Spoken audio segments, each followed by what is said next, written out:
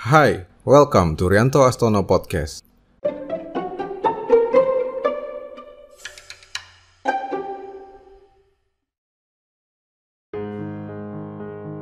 Hai teman-teman, kisah podcast kali ini saya sadur dari salah satu episode TEDx berjudul Cold Shower Therapy, How Cold Shower Can Change Your Life dari Joel Runyon. Tentu saja saya akan menambahkan beberapa catatan dan pemikiran pribadi untuk menyesuaikan konteks cerita sekaligus membagikan pengalaman saya sendiri. Jika ingin menonton video originalnya, silakan cek kolom deskripsi. So, kita mulai saja. Jadi, premis yang diberikan dari video tersebut adalah tentang bagaimana mandi dengan air dingin setiap pagi dapat mengubah hidupmu. Bagaimana itu dapat mengubah cara kita melihat rasa takut, mengubah cara kita menghadapi ketidaknyamanan. Joel menceritakan pengalamannya. Ia dikenalkan dengan mandi air dingin sekitar 2 tahun sebelumnya saat bertemu dengan seorang teman bernama Nick. Nick adalah seorang pebisnis online yang sangat sukses yang mengerjakan hal-hal yang menarik. Dalam sebuah pertemuan, Joel bercerita kepada Nick tentang apa yang dialaminya, tentang bagaimana ia keluar dari pekerjaan lamanya untuk mengambil pekerjaan baru yang lebih baik, dengan gaji yang lebih baik, uang yang lebih banyak, kesempatan yang lebih besar. Hingga suatu ketika, ia merasa telah cukup dengan pekerjaan itu dan ingin memulai bisnisnya sendiri. Setelah mendengarkan ceritanya, Nick mundur selangkah, melihatnya, dan bertanya, "Jadi Joel, kenapa kamu belum memulai bisnismu sendiri?" Joel bingung beberapa saat, lalu menjawab, "Kamu tahu, saya tidak memiliki uangnya, saya tidak memiliki waktu, saya tidak terlalu memiliki pengetahuan yang diperlukan, saya tidak tahu orang yang tepat, saya hanya belum siap." Nick mendengarkan jawaban Joel, kemudian mengajukan pertanyaan yang sama. "Jadi Joel, kenapa kamu belum memulai bisnismu sendiri?" Joel sedikit terganggu mendengar pertanyaan yang sama itu karena merasa telah memberikan jawaban dengan berbagai alasan yang masuk akal. Ia pun mengulanginya kembali, berharap Nick mendengarkannya kali ini. Ia lalu menambahkan sebuah kesimpulan. "Kamu tahu, lagi pula saya juga sebetulnya tidak tahu persis apa yang harus saya lakukan." Nick lalu melihatnya dan berkata, "Itu bukan masalah. Kamu sudah tahu apa yang perlu kamu lakukan. Kamu hanya perlu melakukannya. Apa yang kamu khawatirkan hanyalah rasa takut untuk merasa tidak nyaman. Jika kamu ingin terbiasa dengan ketidaknyamanan, yang harus kamu lakukan adalah mandi air dingin selama 30 hari, dan kamu akan baik-baik saja." Well, sungguh sebuah jawaban yang sama sekali tidak disangka oleh Joel. Namun percakapan tersebut berhenti sampai di sana. Mereka lalu lanjut bercakap-cakap untuk topik yang berbeda. Sesampai di rumah, Joel memikirkan kembali saran dari Nick. Dan keesokan paginya, ia pun memutuskan untuk mandi air dingin selama 30 hari. Ritual mandi air dingin di hari pertama dimulai. Sesaat setelah menghidupkan air dingin, semua pikiran dan perasaan bergegas menghampirinya, membuatnya berpikir mengapa mandi air dingin adalah ide yang mengerikan. Tentu karena itu terasa sangat tidak nyaman, sangat dingin, dan lebih-lebih apa hubungannya dengan masalah yang sedang ia hadapi. Mengapa ia harus mendengarkan saran bodoh dari Nick?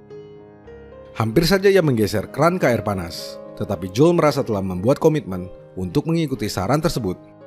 Maka ia meneruskan mandi air dingin sambil berteriak seperti gadis kecil, kedinginan, dan sangat tidak nyaman.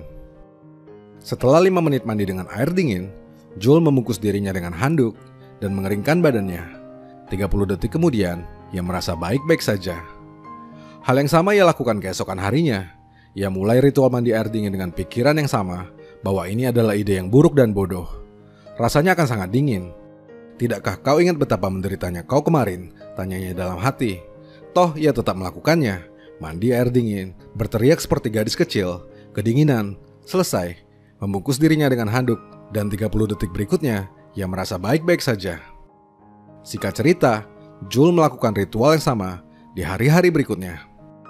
Dalam perjalanannya, ia menyadari sesuatu yang sangat menarik, bahwa semua alasan yang ia buat sesaat sebelum ia mulai mandi dengan air dingin adalah alasan yang sama yang ia beritahu kepada Nick di malam itu, tentang mengapa ia tidak juga berhenti dari pekerjaannya, tentang mengapa ia tidak juga memulai bisnis yang diidam-idamkannya.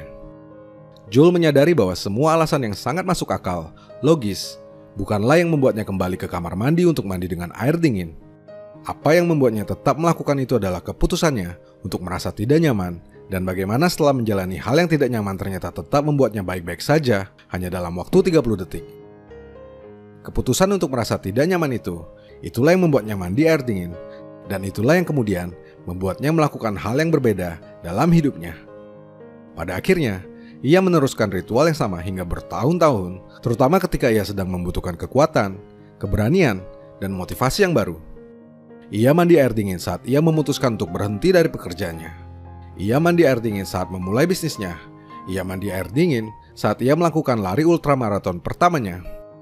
Joel menyimpulkan, jika kita tidak mau atau tidak bisa menjadi tipe orang yang rela tidak nyaman selama 5 menit sendirian di kamar mandi, di mana satu-satunya hal negatif yang dapat dihasilkannya adalah kedinginan selama 5 menit, di mana satu-satunya orang yang terpengaruh oleh keputusan itu adalah diri kita sendiri, lalu bagaimana kita akan memiliki kekuatan atau keberanian untuk memilih tidak nyaman dalam suatu situasi di mana hasilnya jauh-jauh lebih besar, dan orang-orang yang terpengaruh oleh keputusan kita bukanlah diri kita sendiri.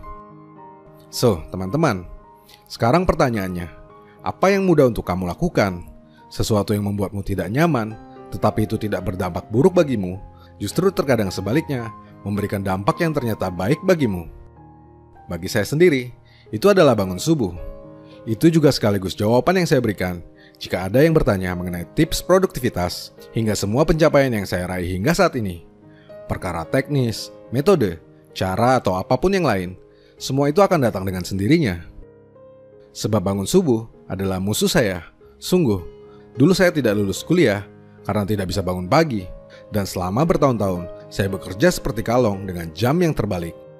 Saya tidak pernah membayangkan dapat bangun subuh setiap hari, sampai saya memutuskan untuk melakukannya, dan saya berhasil melakukannya secara konsisten selama bertahun-tahun hingga hari ini.